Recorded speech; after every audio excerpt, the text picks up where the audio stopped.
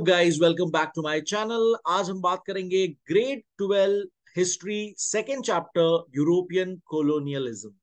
बहुत ही important topic है, बहुत ही ज्यादा।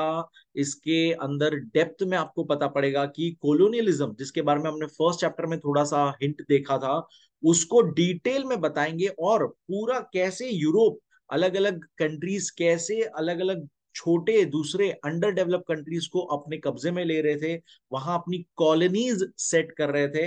और वो आज की तारीख में इतना चेंज होकर आज उसके पूरे कल्चर, जोग्राफिकल हिस्ट्री पूरा क्रिएट होकर आज जो हमें देखने मिलता है, उसकी आपको हिस्ट्री इस चैप्टर में पता पड़ेगी। फॉर एग्जाम्पल, अगर आपने सुना होगा या आपको पता होगा पहले से, ऑस्ट्रेलिया जो लैंड थी, ऑस्ट्रेलिया जो कॉन्टिनेंट था, वो जब डिस्कवर किया गया था पहली बार, जब एक्सप्लोरेशंस करते वक्त, उसके बाद जो यूरोपियन अलग अलग देश थे, जैसे कि ब्रिटिश सरकार थी, उन्होंने वहां पर ऑस्ट्रेलिया कॉन्टिनेंट में अपने क्राइम जो करते थे, क्रिमिनल्स को भेजना शुरू कर दिया था। और वो वहां पर रखते थे क्योंकि यूरोप में जो उनकी जेल्स थी, वहां पर जेल में क्रिमिनल्स को रखने की जगह नहीं थी, तो उन्होंने सबको ऑस्ट्रेलिया भेजना स्टार्ट कर दिया था। इंडिया में इसे काला पानी की सजा भी कही जाती थी। उनको वो ऑस्ट्रेलिया कॉन्टिनेंट में जाके छोड़ दिया जाता था। तो आज जो ऑस्ट्रेलिया बना है, उनके अगर हम एंसेस्टर्स, उनके सिटीजन्स के एंसेस्टर्स की अगर ट्रैक करें, तो वो कहीं ना कहीं उनके ग्रेट ग्रैंड फादर्स और ग्रैंडफादर्स कहीं ना कहीं क्रिमिनल्स थे। तो ये बहुत ही इंटरेस्टिंग सी बात है और बहुत ही माइंड बॉगलिंग सी बात है कि जो इंसिडेंट्स, जो चीजें हुई थी यूरोपियन कॉलोनिज्म के वजह से, वो आज की तारीख में कौन कहाँ कैसे सेटल्ड है। So let's just dive into the chapter. बहुत ही इंटरेस्टिंग, बहुत ही इंपॉर्टेंट सा चैप्टर है। And let's just get to it. Colonialism is a form of imperialism. तो पहले ही बता रहा है, पहले लाइन में ही बोल रहा है कि कोलोनियलिज्म एक तरह का इंपीरियलिज्म होता है। हमने पहले ही जान लिया है इंपीरियलिज्म क्या होता है। The act of a developed nation occupying the land of a less developed distant nation and establishing their rule on the occupied country is known as colonialism. तो अब ये कह रहा है कि उन्होंने फिर से उसका हमें मीनिंग बताते हुए, हमें रिवाइज कराते हुए, ये बहुत ही क्लियर शब्दों में डिफाइन कर दिया कि जब कोई डेवलप्ड नेशन उससे कम डेवलप, अंडर डेवलप्ड या लेस डेवलप या बिल्कुल ही नो डेवलपमेंट वाली कंट्री पर कब्जा कर कर, उनकी लैंड, उनके रिसोर्सेस पे कब्जा कर कर वहां अपनी कॉलोनी सेट करना स्टार्ट करती है, तो उसे पूरा, इस पूरी चीज को कोलोनियलिज्म कहते हैं। Countries like England, France, Portugal, Spain etcetera gradually occupied the nations in Asia and Africa and established their colonies there. India was one of the colonies of England. तो ये हम सब जानते ही है कि इंडिया एक कॉलोनी रही है for England. One of the main characteristics of colonialism is to transport the raw material from the colonies to one's own country and use the colonies as a marketplace for selling their final product.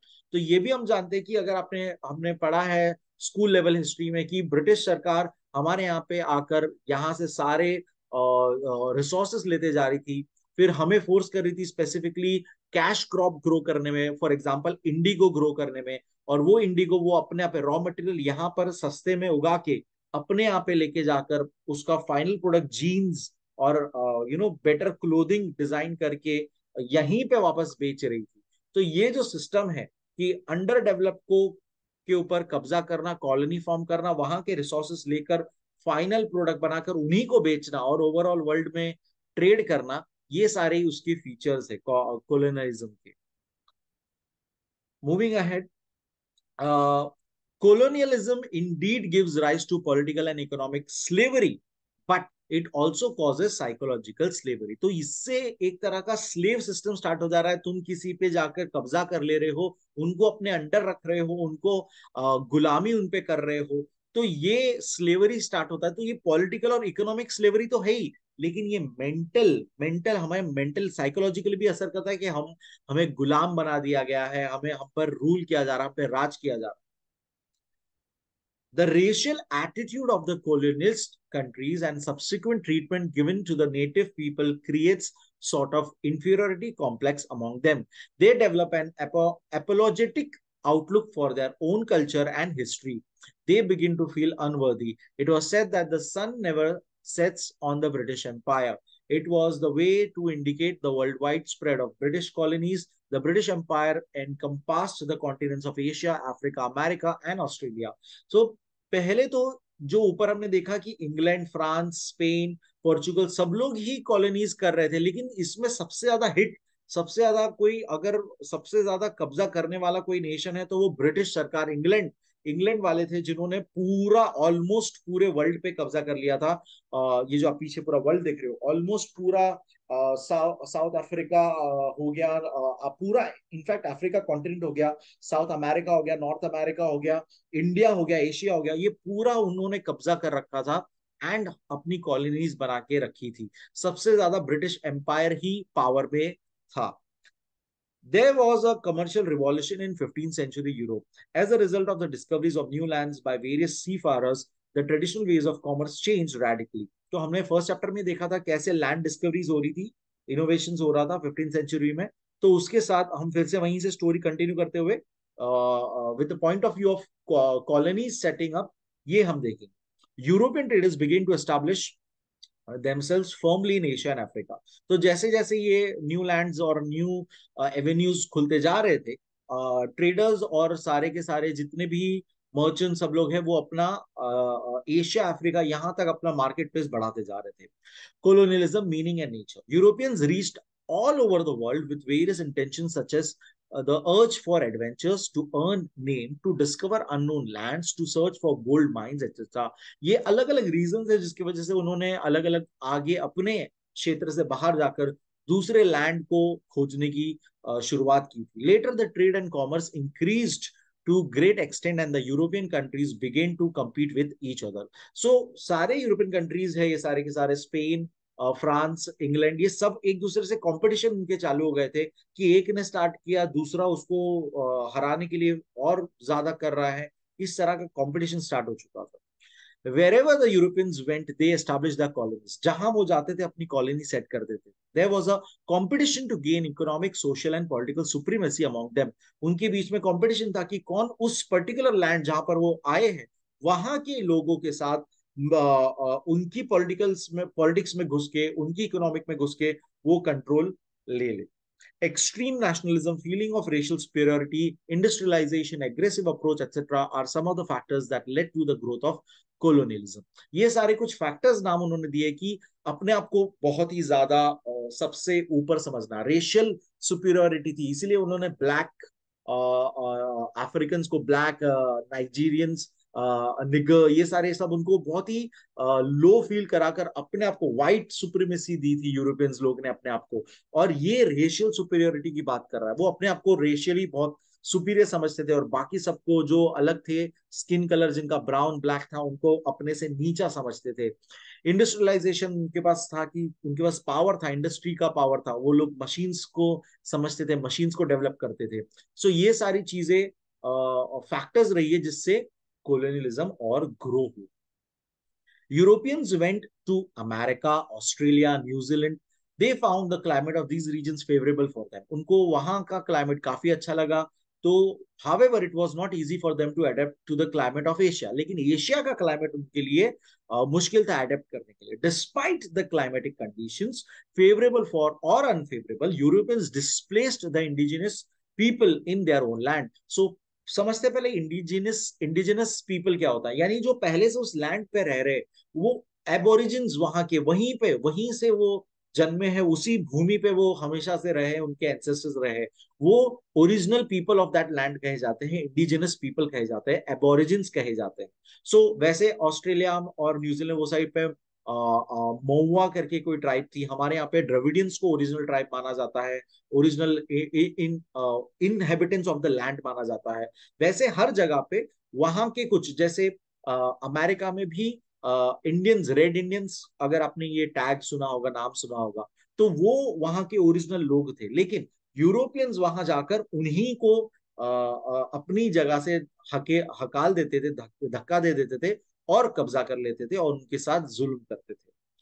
They found the climate despite, अब climate condition कैसा भी हो, उन्होंने, अच्छा हो या बुरा हो, फेवरेबल अनफेवरेबल हो, उन्होंने अच्छा खासा इंडिजिनस पीपल को डिस्प्लेस कर दिया, वहां से भगा दिया, उनकी खुद की लैंड से भगा दिया और खुद कब्जा कर लिया।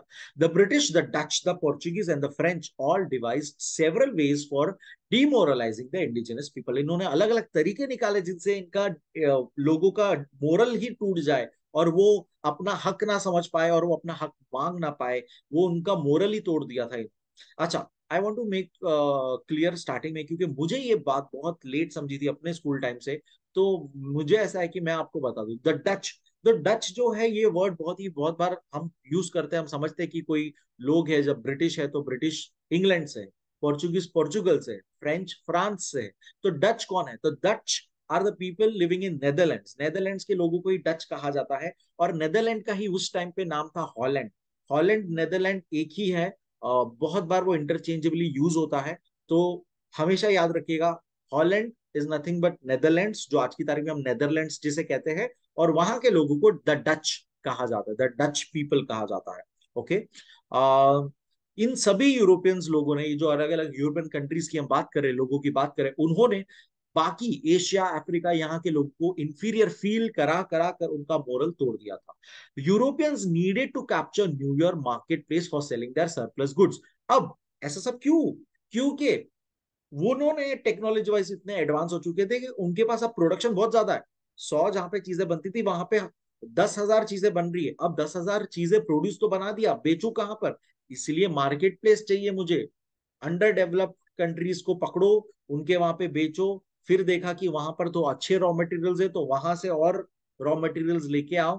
ये सारा सिस्टम इस तरह से स्टार्ट हुआ था। Surplus goods which were increasingly accumulated as the result of mass production caused by industrial revolution. Besides, they also needed additional sources that would provide ample raw material. तो मैंने आपको ऑलरेडी बता दिया ये बात। In the latter half of the 19th century, यानी कि जो सेंचुरी को अगर हम 100 ईयर्स इज सेंचुरी, राइट, तो 50 ईयर्स पहले, 50 ईयर्स बाद में, तो लेटर यानी कि 50 ईयर्स, 1850 के बाद की बात हो रही है। England had built a very flourishing trade as a result of industrial revolution.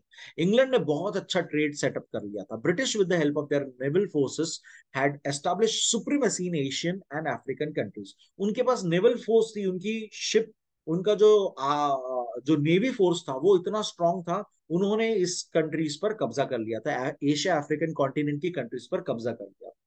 Earning surplus profit, investing surplus profit, increasing trade with the colonies for good investment, profit on the investment. This was an unending chain. तो आप notice करो, unending chain है। पहले surplus उनके पास production है because of industrial revolution, उन्होंने market place पे बाहर जाके कब्जा कर लिया, वहां बेच रहे, वहां पता पड़ा रॉ मटेरियल और सस्ते में मिल रहा है, रॉ मटेरियल लाया, फिर से फिनिश ग्रुप बनाकर वहीं बेचा, फिर प्रॉफिट कमाया, फिर उसको यूज किया अपने बिजनेस में। तो ये एक अनएंडिंग साइकिल बन चुका था इन्वेस्टमेंट का, और जिसमें वो बहुत पैसा कमा रहे थे। This was an unending chain.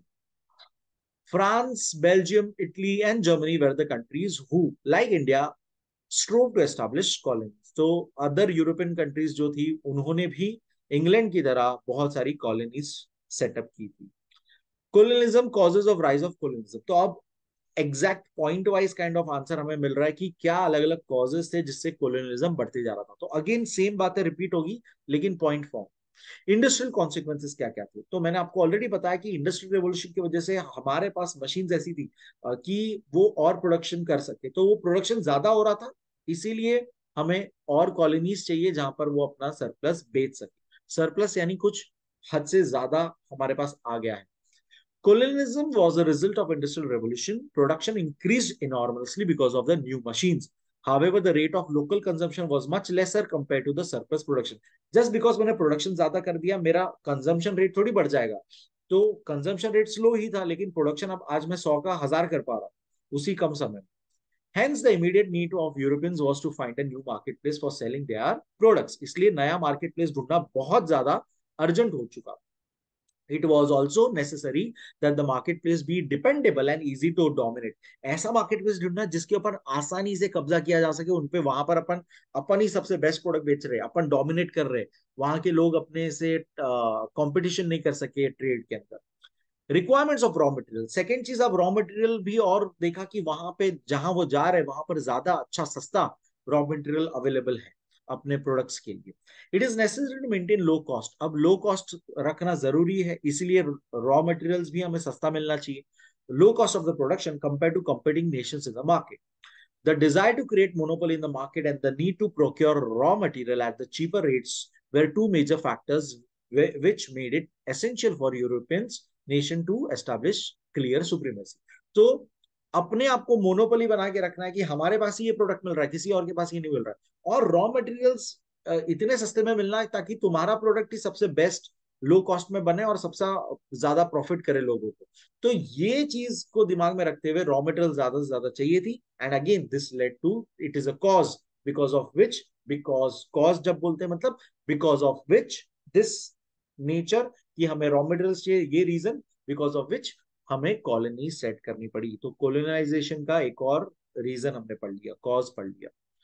Investing surplus capital, the industrial revolution added to the wealth of the European capitalist, और ये लोग अब बहुत पैसा बनाते जा रहे थे, हु वर ऑलरेडी रिच, जितने वो पहले से रिच थे और पैसा बनाते जा रहे, they started searching for secure markets to invest their surplus funds. The markets in the less developed countries were quite secure from the point of view. Thus, the availability of surplus capital facilitated the rise of colonialism.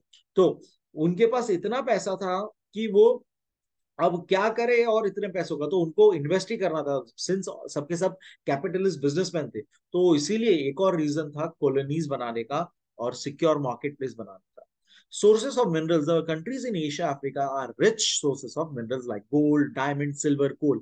तो हमारे यहाँ पे Asia Africa जो पूरा continent है वहां पे सबसे ज्यादा मिनरल्स का भंडार है, गोल्ड, डायमंड, सिल्वर, कोल का। तो इसीलिए भी ये इंपॉर्टेंट हो गया था क्योंकि मशीन्स तो चलती है कोल से, राइट, ट्रेड होता है गोल्ड डायमंड्स में, तो इसीलिए ये इंपॉर्टेंट हो चुका। This attracted European merchants to various regions of Asia and Africa. Geographic importance, अब ज्योग्राफी वाइज अगर देखा जाए, climatic conditions and land forms, उस वाइज देखा जाए तो क्या फायदा। European nations had realized that the geographic location of some regions in Asia, Africa are advantageous for the trade. तो कुछ ऐसे एरियाज थे जो बहुत ही ज्यादा एडवांटेज वाले थे, Malta, Gibraltar, Aden, Singapore, Andaman Nicobar, were some such regions where the British establish their fort.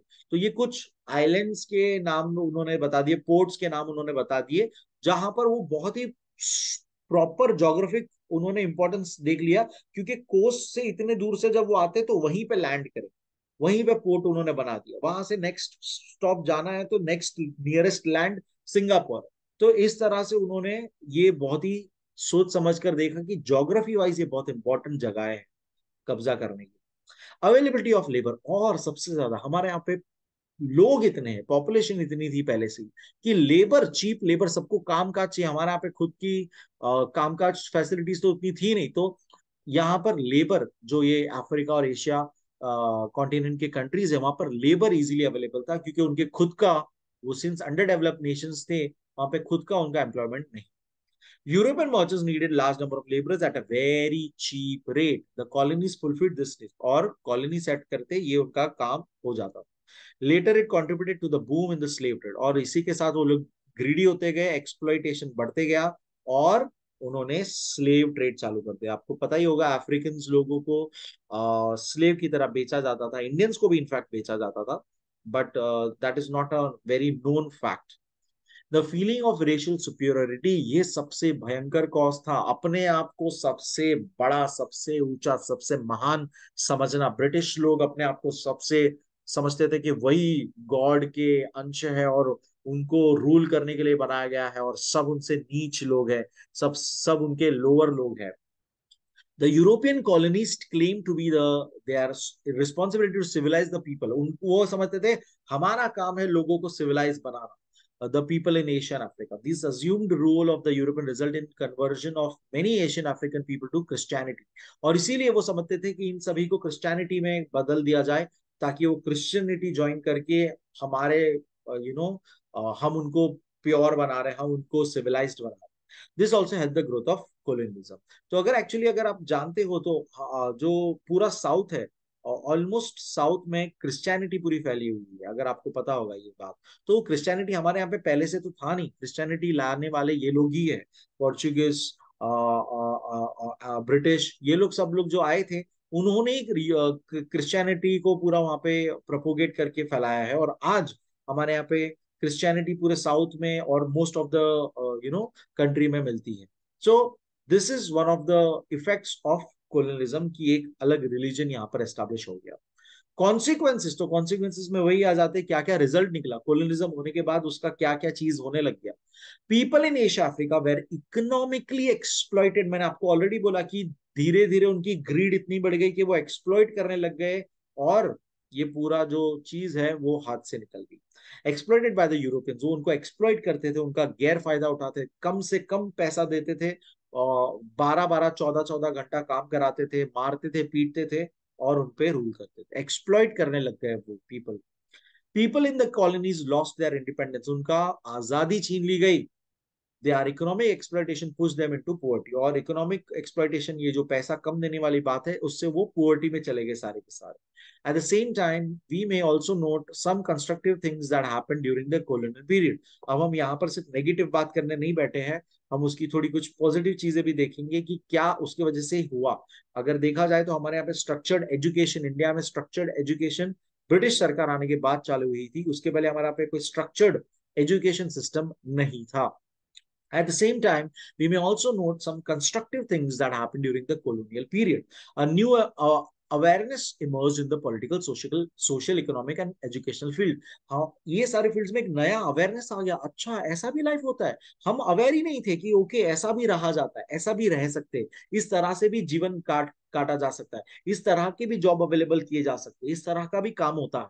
हम ये सब अवेयर नहीं थे, हम उस चीज से अवेयर हो गए, और वो चीज बहुत इंपॉर्टेंट थी। एक्चुअली 200 साल हमारे यहाँ पे रूल करने में, 100 साल तो हम उनके अंडर आराम से रूल कर रहे, मतलब वो हम पे रूल कर रहे थे। और उस 100 साल में हमारे यहाँ के इंडियंस ही जो एजुकेशन सिस्टम के थ्रू सीखे, लॉयर्स बने, डिग्रियां हासिल की, बाहर फॉरेन अब्रॉड पढ़ने जाते थे, उन्होंने ही बाद में रियलाइज किया कि अरे ये इन्होंने तो हमें एक्सप्लॉइट कर रहे हैं, चलो इनके खिलाफ आवाज उठाते। तो अगर देखा जाए तो काफी आयरनी वाली बात है, कि जो एजुकेशन, जो सिस्टम उन्होंने हमें दिया, हम उसी का इस्तेमाल करके आगे उनको अपने यहाँ से हटाते हैं, भगाते हैं। The new awareness emerged in political, social, economic and education fields. Common people became conscious of democratic systems. उन्हें पता पड़ा ऐसी भी कोई सिस्टम होती है। It's inherent, क्योंकि हमारे यहाँ पे तो राजा राज चल रहा था, राजा ने जो बोल दिया वो चुपचाप मानो, वो भी एक तरह का हमारे ऊपर जुल्म ही होता था, बस हमें पता नहीं था ये सब तब। Values like liberty, equality, fraternity, ये सारी बातें हमें पता कि लिबर्टी नाम की कोई चीज होती है, और जस्टिस नाम की कोई चीज होती है, इक्वालिटी नाम की कोई चीज होती है, फ्रेटर्निटी, ब्रदरहुड, ये सारी कुछ चीजें होती है जो कि बहुत इंपॉर्टेंट कोर वैल्यूज है life. They got introduced to principles like administration based on fundamental legal system, judicial system, availability of education to all. ये सारी चीजें हमें colonialism के वजह से मिली।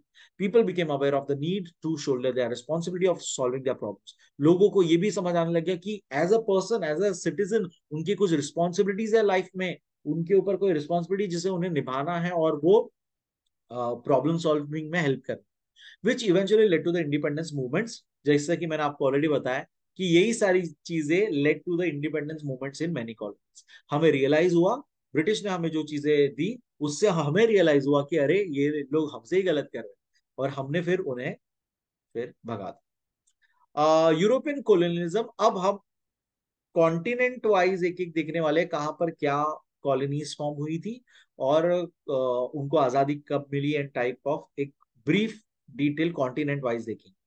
अमेरिका, सबसे पहले America. While studying the history of colonial period in America, it becomes apparent that the stronger European countries dominated the weaker countries by establishing colonies there and pushed them into subjection. तो ये बात अब तो हमारे लिए common हो गई कि हो क्या रहा है। यूरोपियन कंट्री जो खुद स्ट्रांग है, वो वीकर कंट्री के पास जाती है और उस पर कब्जा कर लेती है और अपनी कॉलोनी सेट करती है। The European migrants seize the lands of original inhabitants in America. तो मैं जिसकी बात कर रहा था पहले, रेड इंडियंस जिन्हें कहा जाता है, उनको भगाकर, उनको मार कर, इनफैक्ट बहुत लोगों को मारा भी गया था, बहुत सारी मूवीज है अच्छी अच्छी, अगर आप देखना चाहो तो जरूर सर्च करिएगा। एक प्यारी सी मूवी मुझे याद आ रही है तो मैं मेंशन करूंगा नाम उसका, डांसिंग विद द वुल्फ। बहुत प्यारी सी मूवी है, जरूर देखिएगा अगर आपको हिस्ट्री अच्छी लगती है। तो ओरिजिनल पीपल ऑफ अमेरिका को भगा कर, इनहेबिटेंट्स वहां के लोगों को हटाकर, मार कर वगैरह, मैसेकर्ड लिखा है एट टाइम्स, मैसेकर्ड यानी मार डालना सबको, उनके ऊपर कब्जा कर लिया, लैंड पे कब्जा कर लिया।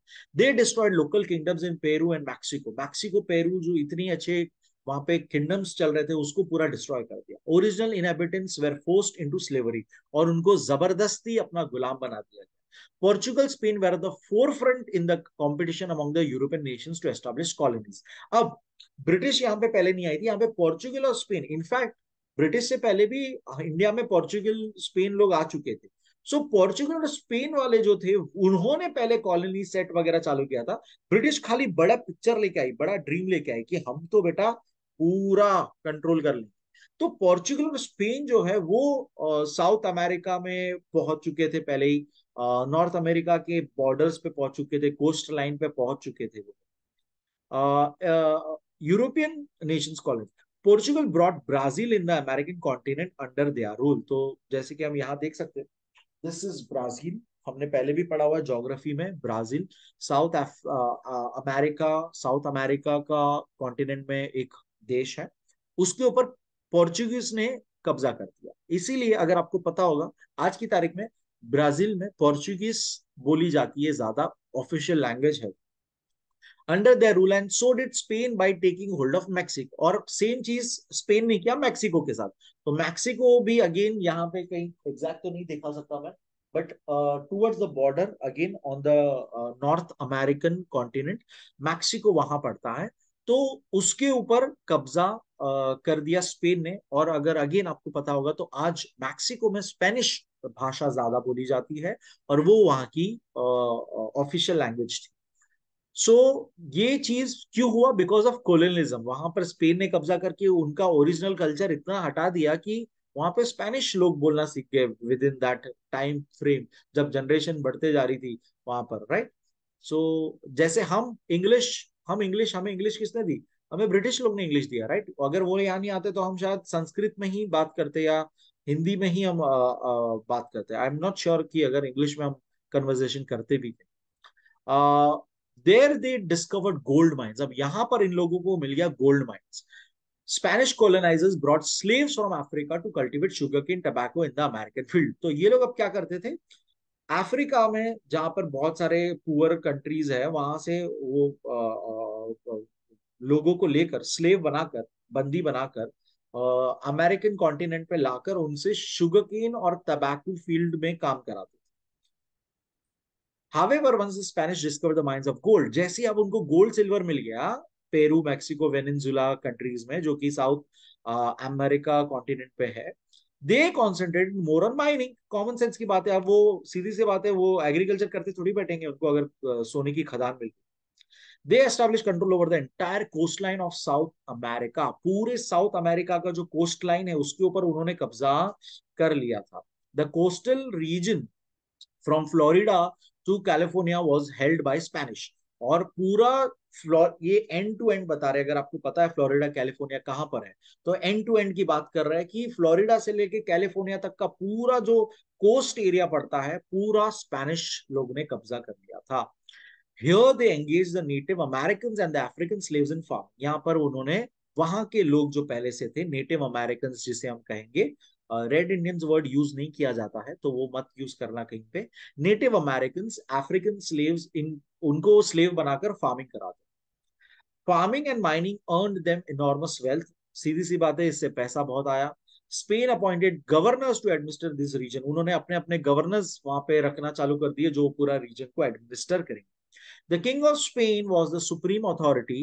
An organization called Council of the Indies was established to rule the colonies. तो एक काउंसिल बनी गई इंडीज। अच्छा, इंडीज कहा जाता था, इंडियंस, रेड इंडियंस भी वहां के जो ओरिजिनल पीपल उनको इंडीज, इंडियाज ये वर्ड यूज करते थे मेरे ख्याल से। I am not sure what was the origin about the word about this, but माना पहले की हमने चैप्टर में भी देखा था कि वो लोग टूवर्ड्स वेस्ट निकले थे इंडिया की खोज में, बट उनको नहीं पता था बीच में इतना बड़ा कॉन्टिनेंट है अमेरिका नाम का। तो मेरे ख्याल से इसलिए वहां का नाम इंडिया, इंडिया, रेड इंडियंस और इंडीज ऐसे हो गया। तो I think that is the link, but I am not sure about this. So regardless of that, उन्होंने, किंग ऑफ स्पेन है और जो सुप्रीम अथॉरिटी है, उन्होंने एक काउंसिल बनाई जो पूरा ये सारी कॉलोनीज जो उनकी है अलग अलग अमेरिकन कॉन्टिनेंट पे, उस पे वो देखरेख रखेगी। This council was also in charge of the Spanish trade in the colonies, और ट्रेड का भी पूरा वही देखरेख रखती थी। Essential raw materials were exported out to Spain and the finished goods used to import for the sale in the local markets of the colonies. तो again वही चीज, रॉ मटेरियल्स लेके जाओ, वहां का फिनिश गुड्स बनाओ, वापस कॉलोनीज में बेचो, प्रॉफिट कमाओ। The trade of gold, silver acquired from these colonies earned huge profits for the king. और इसमें जो खास करके गोल्ड और सिल्वर मिल चुका था, तो अब वो गोल्ड सिल्वर बेच रहे थे पूरे वर्ल्ड को, तो उसमें बहुत कमा लिया इन्होंने। विटनेसिंग स्पेन प्रॉस्पेरिटी, अब स्पेन बहुत ज्यादा प्रॉस्पर कर रहा था। England, Holland, France also began to establish the colonies in America. अब आ गए पिक्चर में बाकी के European nations, England, Holland, France. Holland में आपको पहले ही बता चुका हूं, हॉलैंड यानी कि आज की तारीख में कौन है, कमेंट्स में बताओ। established the colonies in America. During the reign of Elizabeth I, अब उस टाइम पे एलिजाबेथ वन हुआ करती थी, फर्स्ट उनका रूल था इंग्लैंड में। The queen of England, explorers were encourage to undertake marine expeditions, establishing colonies was the prime intention. तो अब वो लोग भी रेस में आ गए, इंग्लैंड रेस में आ चुका है, और उन्होंने अमेरिका में उनको अपनी कॉलोनीज बनाने का आदेश मिल चुका है क्वीन से। Establishing colonies was the prime intentions. In 1496, John Cabot was granted permission to establish colonies on the American land. He established the British as the ruling authority in North America. तो पहली बार permission मिली और पहला एक वहां पे colony form हुआ था। John कैबॉट नाम के पर्सन ने वहां पे ये परमिशन उनको मिली थी, और उन्होंने ये कॉलोनी फॉर्म की थी पहली बार नॉर्थ अमेरिका। टोटल 13 कॉलोनीज थी अमेरिका में, उसमें से ये पहली उसकी बात चल रही। इन 1607, ऑलमोस्ट 200 साल हो चुके, the British build Jamestown, a colony on the banks of river James. Later the same colony was renamed as Virginia. तो आज की तारीख में जो वर्जीनिया है, और बाद में तभी भी उसको नाम वर्जीनिया कर दिया गया था, तो वो ओरिजिनली जेम्स टाउन के नाम से वो बनाया गया था 1607। Afterwards England established its colonies in the coastal region of North America, stretching from New England to Carolina. Along with earning commercial benefit, welfare of home country was added to the colonial intentions during the reign of Queen Elizabeth. तो queen Elizabeth का death तो 1907 के पहले ही हो जाता है, लेकिन बाद में ओवरऑल वो बता रहे हैं कि सिर्फ कॉलोनीज फॉर्म करना उनका गोल नहीं था, लेकिन कमर्शियल बेनिफिट भी अर्न करना उनका एक गोल हो चुका था जब वो कॉलोनीज फॉर्म करते थे कहीं पर भी। ये उनका एक इंटेंशन में ऐड हो चुका था। सो वो हमें एक बताया, उन्होंने बहुत लॉन्ग पीरियड में, लॉन्ग पीरियड को शॉर्ट पैराग्राफ में कन्वर्ट किया है। 13 कॉलोनीज एक साथ चालू नहीं हुई थी, धीरे धीरे 50-50 साल, 30-30 साल का फर्क है हर कॉलोनी फॉर्म होने में, और तब जाके फिर 13 कॉलोनीज फॉर्म हो चुकी थी, जो वहां पर सालों साल बड़े हुए वो लोग। अगेन सेम चीज जो इंडिया के साथ हुआ, लेकिन यहाँ पे फर्क ये है, इंडिया में ऑलरेडी इंडियंस थे, अमेरिका में ब्रिटिशर्स ही वहां पे सेटल हुए थे, और वो लोग ही धीरे धीरे उनकी जनरेशन, जो नेक्स्ट जनरेशन आ रही है, वो लोग अब कह रही है कि हमको ब्रिटिश रूल नहीं चाहिए, तुम लोग जाओ, हम अपना खुद का ये बना रहे, अपना अमेरिका ये देश बना रहे 13 कॉलोनीज को मिलाकर, तो तुम लोग हमसे अपना साथ छोड़ दो। तो ये स्टोरी एक है, उसको ही हम अभी यहाँ पे पढ़ेंगे। To suit its colonial interest, England began to impose restriction on the colonies. अब कॉलोनीज फॉर्म हो गई, कॉलोनीज अच्छा खासा 200 साल समझ लो चल, 200 साल वहां पे हो गए, और अब कॉलोनीज अब टिपिकल वहां से रॉ मटेरियल आना, प्रॉफिट मेकिंग एक प्रोडक्ट है कॉलोनी हमारे लिए, तो वहां पर वो बना रहे, तो उन्होंने लॉज चालू कर दिए, अलग अलग लीगल वेज बना दिए जिससे वो अपना कंट्रोल रखे।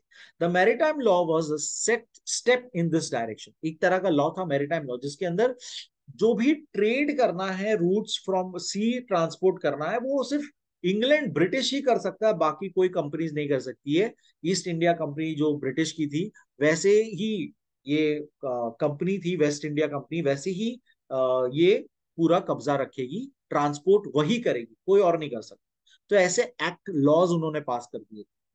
Second, the stamp act of 1765 made it obligatory to purchase special stamps for important document. अब उन्होंने एक बना दिया भाई, स्टैम्प एक्ट बना दिया। स्टैम्प एक्ट में भाई तुम्हारे पास वो स्पेशल स्टैम्प है जो ब्रिटिश सरकार ही लगाएगी, तभी जाके तुम अपना प्रोडक्ट ये बेच सकते हो या जो भी कर सकते हो, इंपॉर्टेंट डॉक्यूमेंट को शेयर कर सकते हो। तो देखिए 1765 अगेन, आप देखिए 1496 में स्टार्ट हुआ था और हम 17 ऑलमोस्ट 300 साल की बात। तो ये 300 साल में 13 कॉलोनीज अच्छी तरह से पूरी फॉर्म हो चुकी थी। यू नीड टू अंडरस्टैंड, ये 300 साल का पीरियड है, कम पीरियड नहीं है, बहुत ज्यादा होते हैं 300 साल। अब British colonies in America like Virginia, जो हम पहले ही पढ़ चुके हैं, जेम्स टाउन था जिसका नाम, Massachusetts put up resistance against the stamp act. Massachusetts भी एक अगेन कॉलोनी का नाम है। उन्होंने इस स्टैंप एक्ट के खिलाफ आवाज उठाई and other restriction impose on the colonies, और दूसरी जो भी रेस्ट्रिक्शन थे उसके खिलाफ बोले बहुत हो गया तुम लोग का, हम तुम्हारी नहीं सुनने वाले।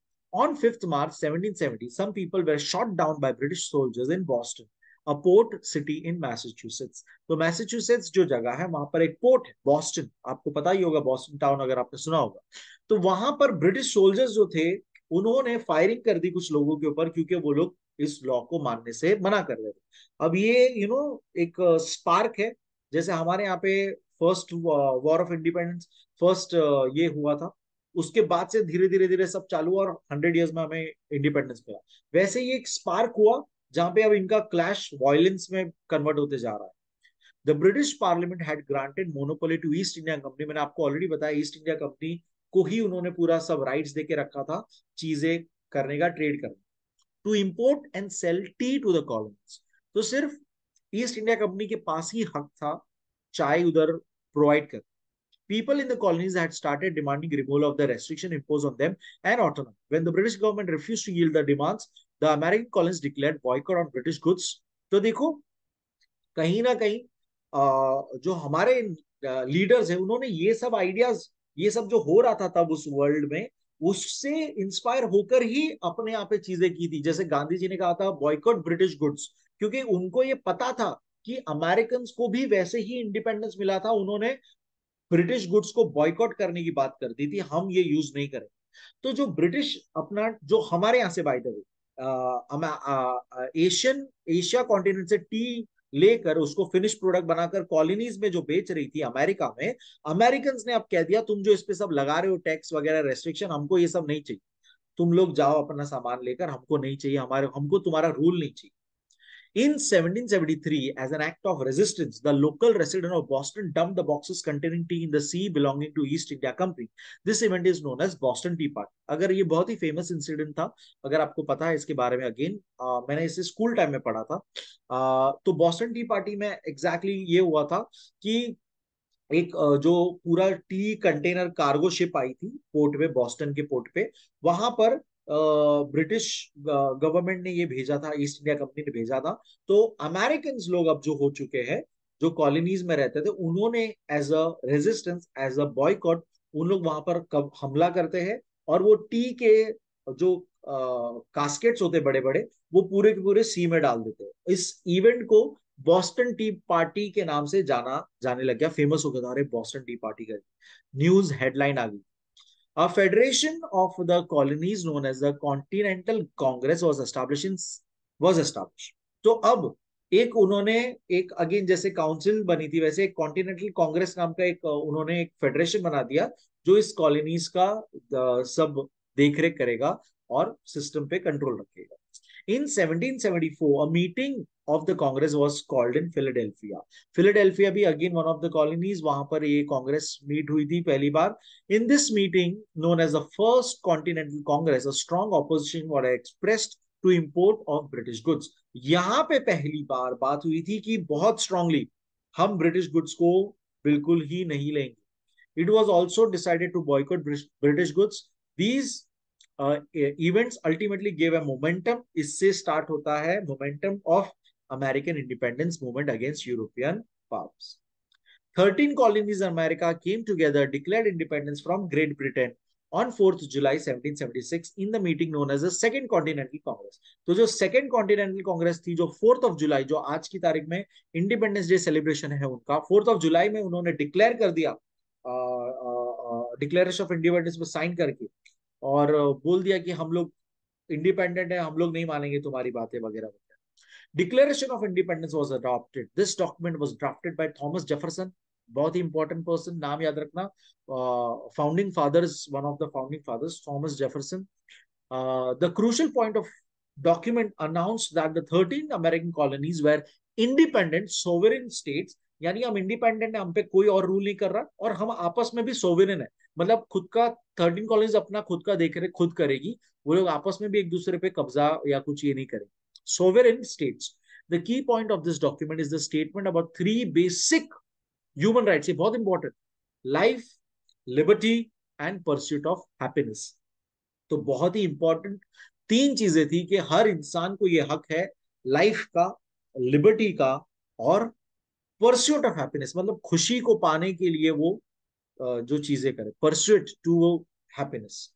It was stated that this 3 are the natural rights of all humans. इसलिए जैसे मैंने कहा कि ये सबका नेचुरल राइट्स है, हर एक के पास बॉर्न होते ही ये राइट्स है, which nobody can deprived of. कोई उनसे छीन नहीं सकता. जॉर्ज वॉशिंगटन का फोटो हमने ऊपर देखा, फर्स्ट प्रेसिडेंट बने थे.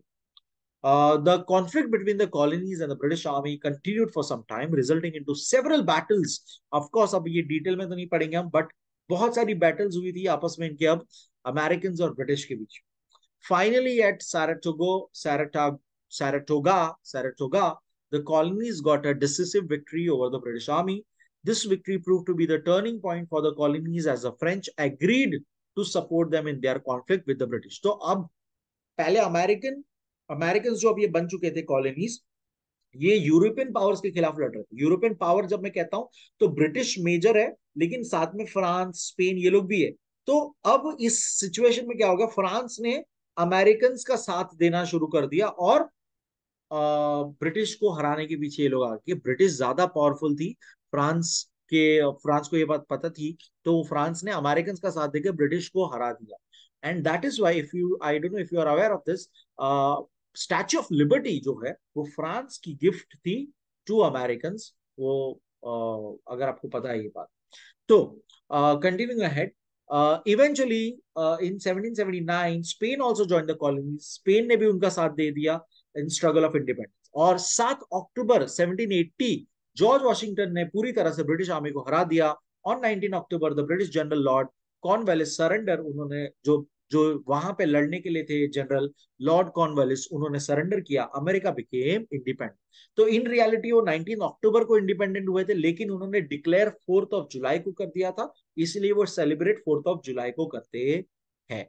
The American Revolt for Independence is also known as American Revolution. It was a war tantamount to Americans fighting one's own king to get back their independence. मैंने आपको जैसे बताया कि ये खुद के राजा से ही लड़ने वाली बात हो गई, क्योंकि अमेरिकन के एंसेस्टर्स की बात करें तो वो लोग ब्रिटेन से ही आए थे. वहां पे सेटलर्स थे वो वहां पे, ओके, जो कि अपने आप को नेक्स्ट जनरेशन के बाद अमेरिकन बोलने लग गए. Americans proved the world that the subjects have a right to fight the rulers who deny them their natural rights. इससे ये बात सिद्ध हो गई कि अगर भले तुम्हारा रूलर है, लेकिन तुम्हारा रूलर ही अगर तुम्हारे बेसिक राइट्स छीन लेता है, तो तुम्हें पूरा हक है कि तुम अपने रूलर को ही हटा दो.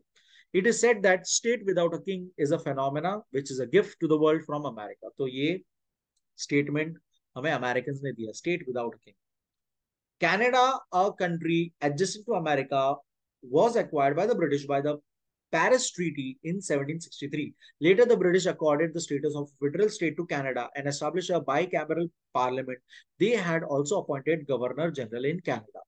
तो ओवरऑल अमेरिकन कॉन्टिनेंट की बात हो रही है, तो उसके अंदर कनाडा भी आ जाता है. तो कनाडा को भी ब्रिटिश ने कब्जा कर लिया था, उसके ऊपर उनका हक था, लेकिन बाद में धीरे धीरे उनको भी उन्होंने गवर्नर जनरल वहां पे रखकर कनाडा को भी अपना आजादी दे दी, और वहां पर बाई कैमरल पार्लियामेंट रखा, यानी कि 2 लोग साथ में गवर्नमेंट चला रहे. नेक्स्ट कॉन्टिनेंट हम देखेंगे Australia and New Zealand. In the 18th century, the first colony of prisoners deported from England was established in Australia.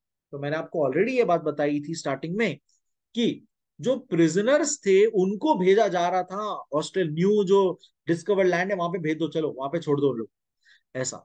Letter in the 19th century, अब देखो ऑलमोस्ट 100 साल का फर्क पड़ गया है. 19th century, other regions in Australia were colonised. धीरे धीरे और सारी कॉलोनीज फॉर्म होती जा रही थी reasons. The British also establish their colonies in the island of Tasmania, the New Zealand, वहां पर और जो आइलैंड्स है उस पे भी वहां पे एस्टैब्लिश की थी colonies. In the year 1900 the island of Tasmania was included and the Republic of Australia was created as an integral nation of the British Empire. और 1900 में उन्होंने अपना बहुत ही क्लियरली इनको अपने साथ इंक्लूड करके वहां पर ब्रिटिश एम्पायर का रूल घोषित करे. Bicameral parliament was established. A governor general was appointed in Australia by the British king as a viceregal representative. Only European immigrants were allowed to enter Australia. तो अब again यहाँ पे भी उन्होंने by cameral parliament कर दिया था.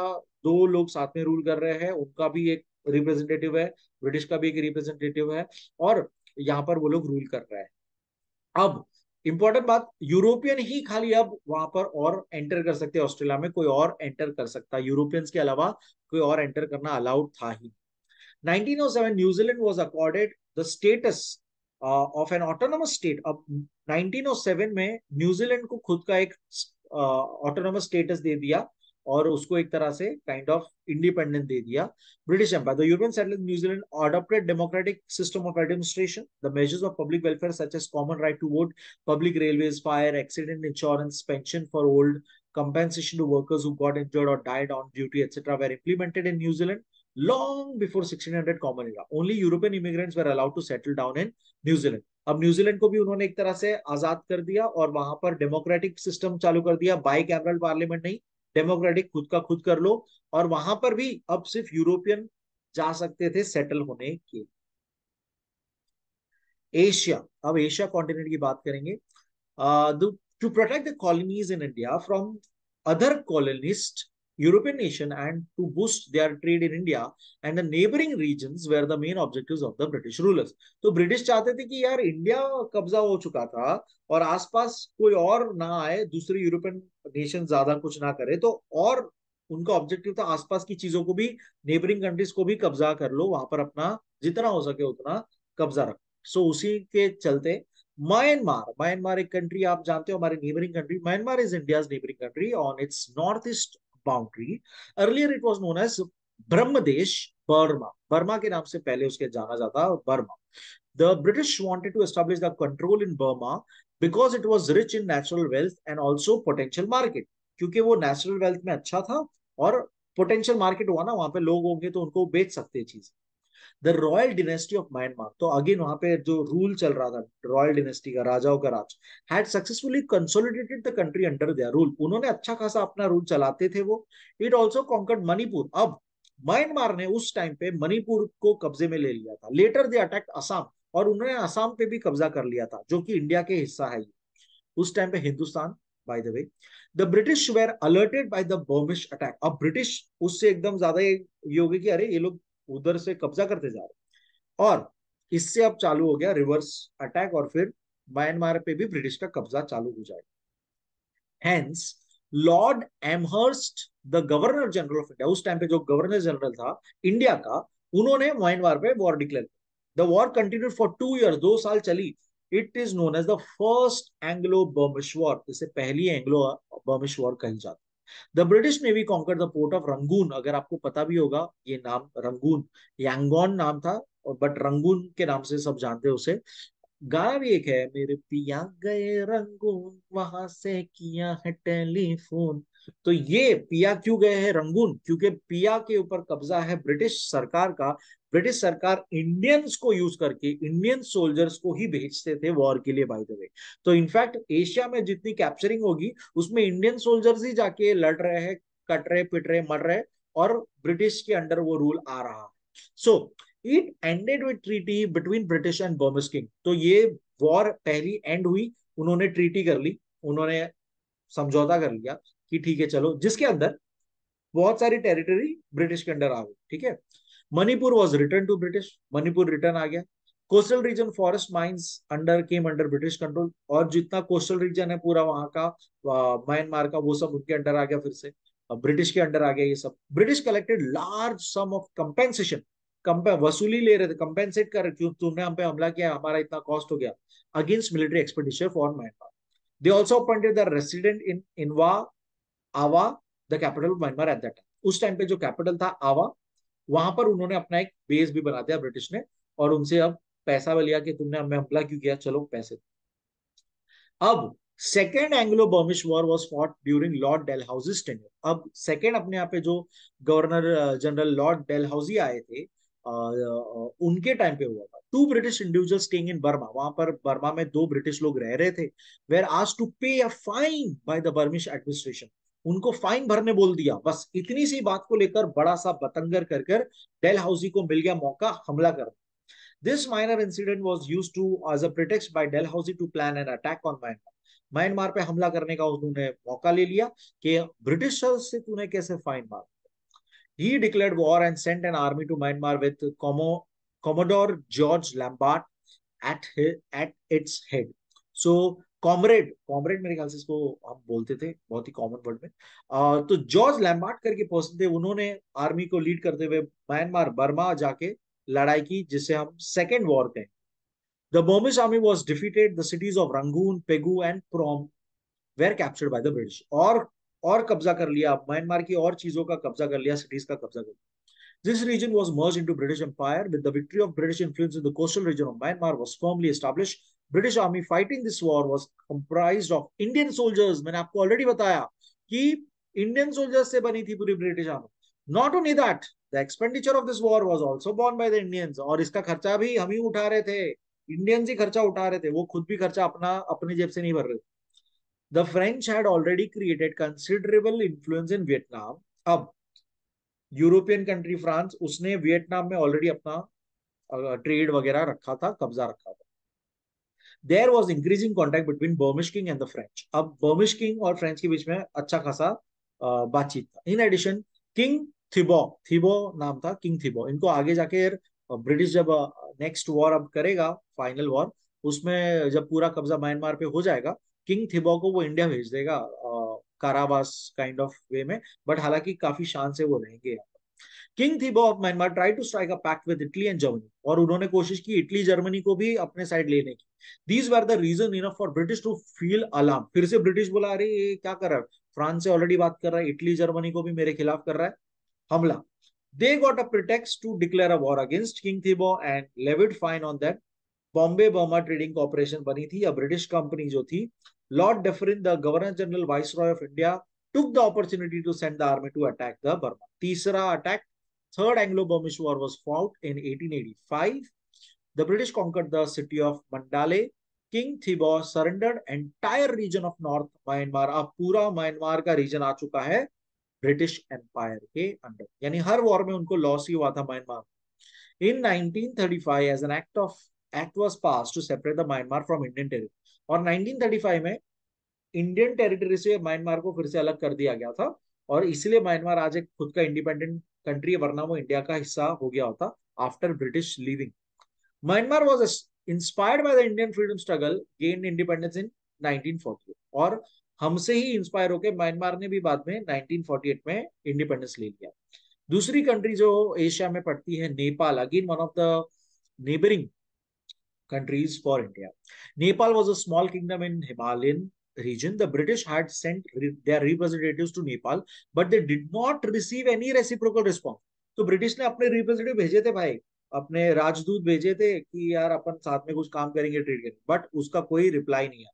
इसलिए दो वॉर हुई थी, और Gurkha army at near 10,000 to 12,000 soldiers थे, जबकि ब्रिटिश के पास 30,000 सोल्जर्स थे। And British attack Nepal, Nepalese army brought the British army to the point of desperation. Nepal was defeated by British Nepal at Makhwanpur in 1816. 1816 में पूरी तरह से नेपाल आर्मी को हरा दिया गया। The British took over the regions of Terai, Kumaon, Garhwal, ये सब रीजन अंडर उनके ब्रिटिश रूल के अंडर आ गया, एंड उन्होंने अपना रेसिडेंस काठमांडू में बनवा दिया। 1923 में British accepted the sovereignty of Nepal, और 1923 में नेपाल भी अपना खुद का बोल रहा था, मैं खुद को रूल करना चाहता हूं, तो उसको सोवेरेनिटी ग्रांट कर दी, यानी इंडिया से पहले उनको मिल चुकी थी। नेक्स्ट कंट्री आती है जो बाद में हमारे इंडिया का हिस्सा बन चुकी है, स्टेट है हमारे यहाँ पे अब ये, बट पहले जो रीजन था Sikkim. The British goal was to gain control over India's neighbouring regions. Sikkim was small kingdom, again एक छोटा किंगडम था on north border of India, which was surrounded by Bhutan, Bengal, Nepal and Tibet. अब ये चारों बाजू से सराउंडेड है। In 1815, the king of Sikkim handed over the region around Darjeeling to the British. तो दार्जिलिंग के आसपास का एरिया ब्रिटिश को उन्होंने दे दी. In return, the king was granted certain amount as a privy purse. और बदले में उसको कुछ ना कुछ दिया, राजा को अपना अपनी जिंदगी निकाल सके उतना वो दे देते थे. Later, Lord Dalhousie sent army to Sikkim and took over some of more region. और डेलहाउसी को और चाहिए था कब्जा, तो उन्होंने अपनी भेज दी आर्मी और वहां पे और कब्जा ले लिया Sikkim. This through open the Sikkim markets to the British traders and authorise the British to collect octroi on the Indian Tibet trade. अब यहाँ पे अब सिक्किम में कब्जा हो गया, सिक्किम की पॉलिटिक्स में पूरी तरह से घुस चुके, तो अब ट्रेडर्स वहां पे आ गए और इंडिया टिबेट का जो ट्रेड रूट था वहां पर बीच में ब्रिटिश बैठ गया, बोला हमें पैसा भरो, ऑक्ट्रॉय भरो. 1886 the Tibetans tried to capture Sikkim. The British immediately took action against them. अब टिबेटन्स ने सिक्किम पे कब्जा करने की कोशिश की, लेकिन ब्रिटिश ने तुरंत ही हमला जवाबी दे दिया. 1890 treaty between British and China, it was agreed that Sikkim will be British protectorate. In this way, the British could ensure security of the tea gardens in Darjeeling. Sikkim was made a buffer zone, and the British took control of the internal administration, foreign policies of Sikkim. However, the sovereign status of Sikkim was maintained. तो अब 1890 की treaty में क्या क्या हुआ? China Tibet पे पहले से कब्जा रखी हुई, ठीक है, टिबेट में एक्चुअली में कब्जा चाइना का ही था पहले से, और ब्रिटिश चाइना आपस में एक दूसरे के खिलाफ आ रहे थे. सिक्किम एक ऐसा पोजीशन था बीच में जहां पर अब वो आर या पार वाला सिचुएशन, तो वो एक कॉमन ग्राउंड बफर जोन था जहां पे तुम भी नहीं रहोगे पूरी तरह से, हम भी नहीं रहेंगे पूरी तरह से, लेकिन इस चीज पे मैं थोड़ा सा इस चीज का कंट्रोल मैं रखना चाहता हूँ. तो ब्रिटिश ने, चाइना ने एग्री किया और ब्रिटिश वहां का प्रोटेक्टोरेट बना के रहा, जिसके अंदर वो सारे इंटरनल एडमिनिस्ट्रेशन वगैरह तो कंट्रोल करता ही था, और सिक्किम को उसने बोला ठीक है तुम लोग अपनी सोवरेन स्टेटस मेंटेन करो, लेकिन ये सारी फॉरेन पॉलिसीज और ये सब पे हमारा कंट्रोल रहे. और मेन रीजन इसका ये था कि जो टी गार्डन्स हमारा पूरा आसाम, दार्जिलिंग, ये सब जो एरिया टी गार्डन्स के लिए जो फेमस है, वो इंपॉर्टेंट था, क्योंकि यहीं से तो वो टी रॉ मटेरियल लेकर ब्रिटेन में एक्सपोर्ट वो कराकर वहां पर फिनिश गुड्स करके पूरे वर्ल्ड को टी प्रोवाइड कर रहा. तो ये जो चीज है उनका ट्रेड पॉइंट ऑफ व्यू से ये सारे location important. Plebiscite was held in 1975 and the people of Sikkim voted for merging in Indian Republic. Plebiscite यानी कि एक ओपन डायरेक्ट रूलिंग करना कि हाँ मैं ये वोट करता हूँ, I vote for this, I vote for this. The Sikkim became a constituent state in Indian federation. So 1975 में सिक्किम ने एक इन जनरल वोटिंग डेमोक्रेटिक ऐसी वोट कर लिया कि हम सब लोग सिक्किम लोग हम चाहते हैं कि हम इंडिया के साथ जुड़ जाए, तो तब से वो इंडिया का एक फेडरेशन यानी इंडिया का एक state. Bhutan, one of the again neighbouring countries of Bhutan is a neighboring country of India located near its northern border and the east of Sikkim. Sikkim के ईस्ट में पड़ता है ये, हमारे नॉर्थ में. Of course lord Warren Hasting, the first governor general of India, had recognized the geographic and economic importance of Bhutan. ये पहले जो गवर्नर जनरल हमारे थे वॉरेन हेस्टिंग, उन्होंने ही समझ लिया था कि भूटान एक बहुत अच्छी स्पॉट है ज्योग्राफी वाइज और इकोनॉमिक इंपॉर्टेंस है उसकी. हेंस ही एस्टैब्लिश फ्रेंडली, उन्होंने पहले से दोस्ताना रिलेशन रखे थे भूटान से. It helped to open the trade route of Bengal to Tibet from British. तो जिसके वजह से बंगाल से तिब्बत जाने का एक रूट ओपन हो गया ब्रिटिश के लिए. In 1841, Ashley Eden took an aggressive stand against Bhutan. और 1841 में एशली एडन करके जो आए ब्रिटिश के एक वन ऑफ द ऑफिसर्स, उन्होंने भूटान के साथ दोस्ती वोस्ती गाया भाड़ में, एग्रेसिव मोड ले लिया, वॉर हो गई. War between Bhutan and British 1865 में हुई थी. War was concluded with a treaty. Of course her war का एक ट्रीटी होता है, समझौता होता है कि अब हम चलो इतनी तबाही हो गई है, हम लोग हार मानते हैं, तुम ये ले लो हमसे, हमको बदले में थोड़ा सा ये दे दो, it's okay, that's a treaty. According to which the king of Bhutan surrender, पहले तो सरेंडर करना पड़ा किंग ऑफ भूटान को. Territories conquered by Bhutan to the British and the king was granted annual subsidy. तो सेम चीज हो गई जैसे ऊपर तिब्बत और दूसरे नेपाल वगैरह हर जगह पे करते आए ब्रिटिश, उन्होंने सरेंडर करा लिया और राजा को थोड़ा सा दे दिया सब्सिडी के भाई इसमें तो अपनी जीवन निकाल. और ये लोग ये भी करते थे, राजा को शिफ्ट करा देते थे अपने अपनी किसी टेरिटरी में, जैसे उन्होंने जहांगीर के साथ भी किया था. The war was concluded British later in another treaty in 1910, the British agreed not to interfere in the internal matters of Bhutan, and Bhutan agreed to guide it by the British in the external affairs. तो 1910 में धीरे धीरे उन्होंने ये भी कर दिया 50 साल बाद कि अब हमारे इंटरनल मैटर में तुम लोग कुछ मत बोलो, कुछ एक्सटर्नल चीजें होगी तो तुम लोग हम तुमसे एडवाइस लें। इस तरह से धीरे धीरे इन 1949 the treaty was signed 8 August 1949 India Bhutan, according to which India assumed a position of advisory to Bhutan in matters of defense and external affairs. आगे जाके उन्होंने इंडिया के साथ ट्रीटी साइन की और आज की तारीख में इंडिया भूटान को गाइड करता है for the external affairs and defence. Tibet was under the influence of Dalai Lama. Dalai Lama नाम आपको पता होगा। British wanted to have hold of Tibet for arresting Russian advances and to increase their own trade. तो वहां Tibet पे कब्जा क्यों important था जोग्राफिकल वाइज? क्योंकि वहां से रशियंस अंदर ना घुसते आए और वहां पे अपना कब्जा जमा, इसीलिए। During Lord Curzon's time, the British military had reached Lhasa, the capital city of Tibet. It in 1907, as per the treaty between England and Russia, the political rule of China in Tibet was principally acknowledged. It gave a leeway to China to claim Tibet as an integral part of China. तो मैंने आपको already बोला कि Tibet में तो China का rule तभी से वो उन्होंने कब्जा एक तरह से करा लिया था। तो इसमें इंग्लैंड और रशिया भी शामिल थे। उन्होंने ट्रीटी ऐसी साइन कर ली थी जिसके अंदर चाइना को वो लोग अलाउ कर रहे हैं टिबेट के ऊपर कब्जा करने के लिए। अफ्रीका, नेक्स्ट कॉन्टिनेंट अफ्रीका की बात करेंगे। European travellers reached Africa also. However, the African territory with its dense forests, widespread lakes, swamps, deserts was unfamiliar to them. तो यहाँ पर एक अलग तरीका का पूरा उनको ज्योग्राफी मिल रहा है, टेरेन मिल रहा है, तो उनके लिए फेमिलियर नहीं था ये सब। Leopold the second, the king of Belgium, had Congo under his dominance. Congo एक जगह है Africa. He convened a geographical conference in Brussels in 1876. उन्होंने एक geographical conference भी की थी। European geographers and researchers had gathered in this assembly. अब यहाँ पे क्या हुआ था कॉन्फ्रेंस में? ये लोग सब जितने भी घूमने फिरने वाले हैं, रिसर्चर्स है, जोग्राफर्स है, जो लैंड की पूरा मुआयना करके उसका सब हमें डिटेल्स देते, ये सारे लोग वहां पे मिले थे। And decided that to establish institution, एक इंस्टीट्यूशन बनाया जाए, international association for exploration and civilisation of central Africa. तो एक ऐसा इन्होंने इंस्टीट्यूशन बना दिया, IAECCA, for the purpose of dissemination of knowledge in Africa, ताकि वो अफ्रीका में ये जोग्राफिकल जो वहां का है उस बेस पे वहां पे नॉलेज स्प्रेड करे। In 1884, a conference of European nations was organized in Berlin. इस बार अब बर्लिन में कॉन्फ्रेंस हुई थी to explore the opportunities in Africa available to them, ताकि अब वो देखे कि अब नेक्स्ट अपॉर्चुनिटी क्या हमारे लिए आ रही है। The true purpose of this conference was to discuss the possibilities of dividing the African territory. Main मुद्दा इसका एक्चुअली कॉन्फ्रेंस का ये था कि हम अफ्रीका को कैसे बांट लेवे, उसके नेचुरल रिसोर्सेज को मैक्सिमम हम अपने अपने फायदे के लिए यूज करें। तो ये पूरा यूरोपियंस लोग का कॉन्फ्रेंस में चल रहा है। In the Berlin conference the Belgian supremacy in Congo was acknowledged by all and Congo was renamed as Congo free state.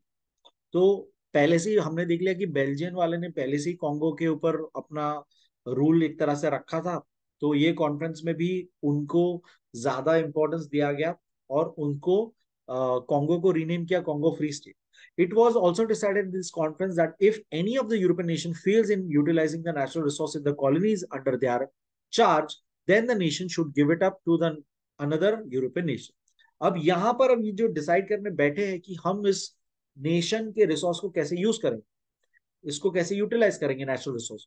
अगर कोई भी यूरोपियन कंट्री अपना समझो काइंड ऑफ बोली लगाकर वहां पर बोलता है ठीक है इस पर्टिकुलर एरिया का रिसोर्स हम यूज करें, अगर वो फेल हो जाता है उसे करने में, तो उसे चुपचाप दूसरे किसी यूरोपियन कॉलोनी, दूसरे किसी यूरोपियन नेशन को वो चीज दे देनी होगी, ऐसा समझौता।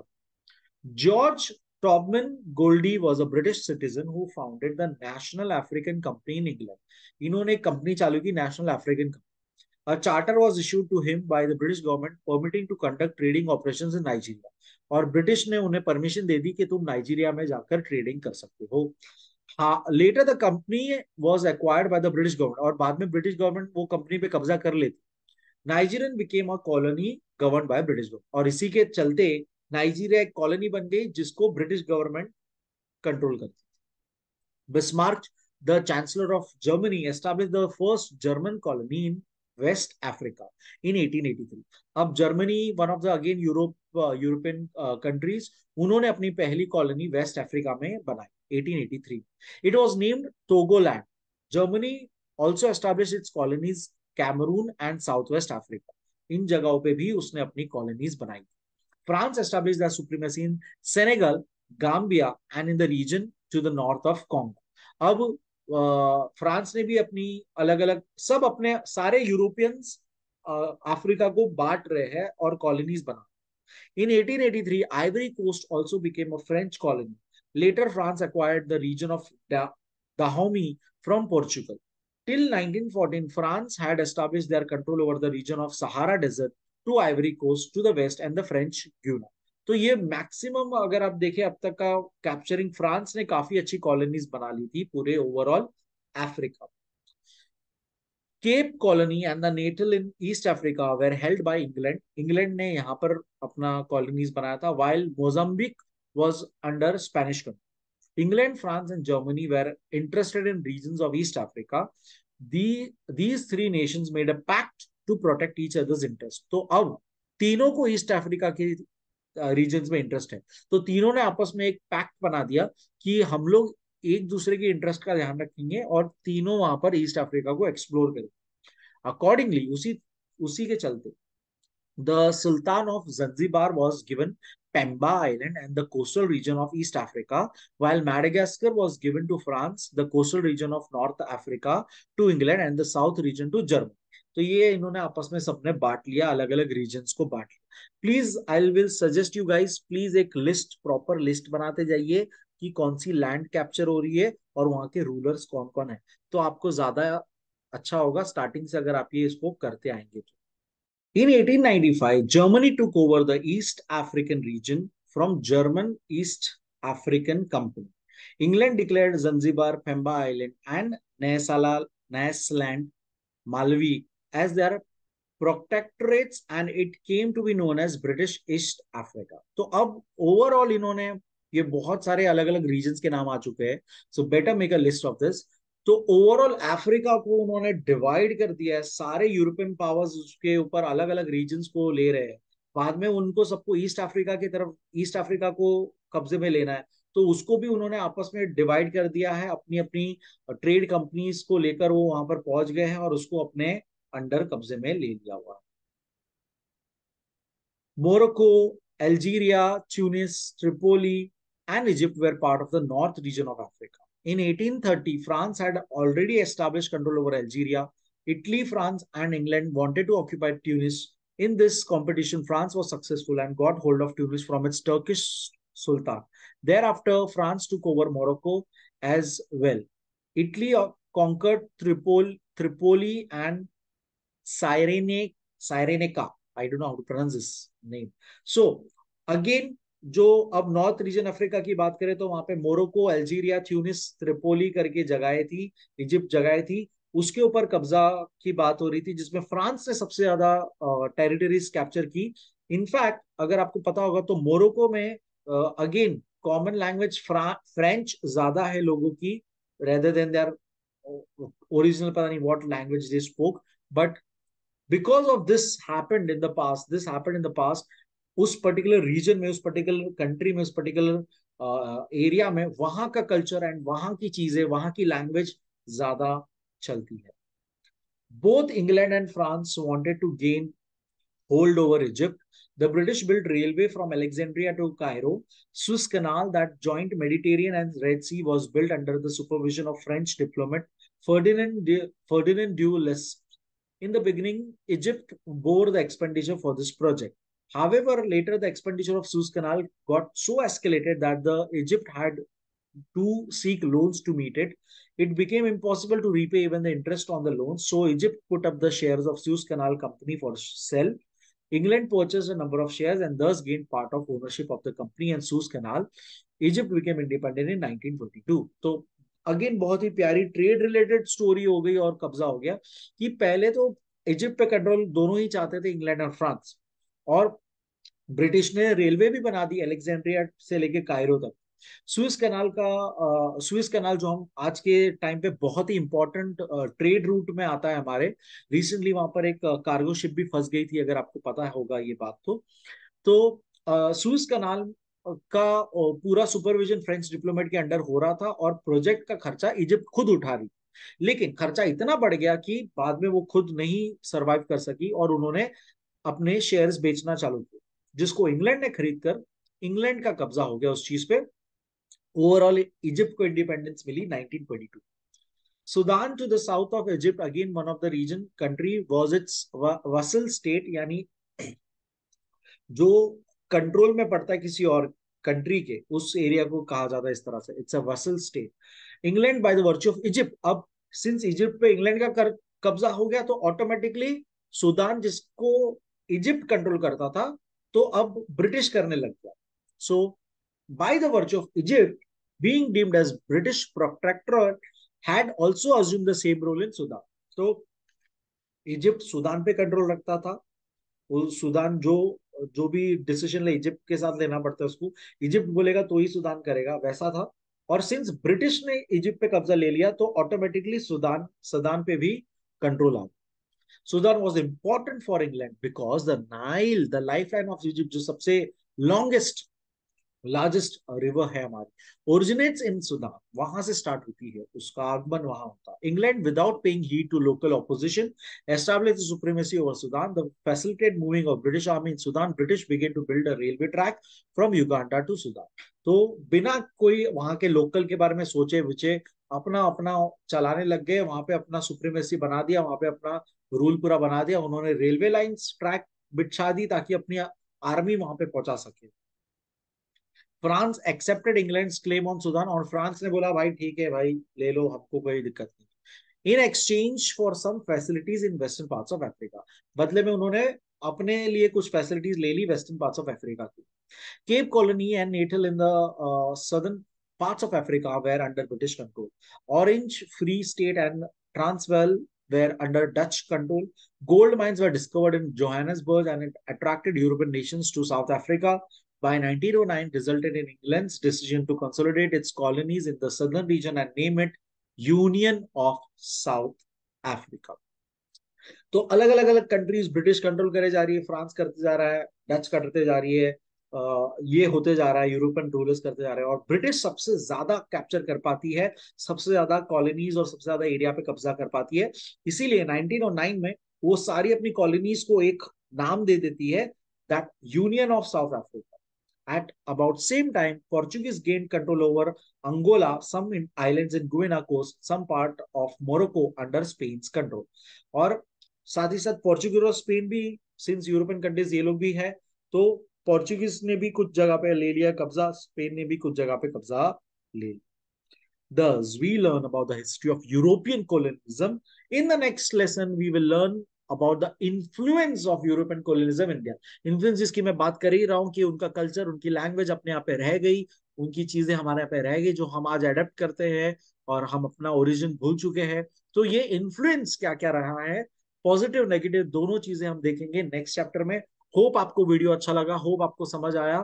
Thank you so much. Keep learning, keep sharing, keep smiling guys. Subscribe करिए चैनल को एंड शेयर करिए ज्यादा से ज्यादा। और आप मेंबर भी बन सकते हो, मंथली एक स्मॉल अमाउंट का फी है, अगर आप चाहो तो मुझे सपोर्ट कर सकते हो। And that's it, keep learning. Thank you so much, bye, take care.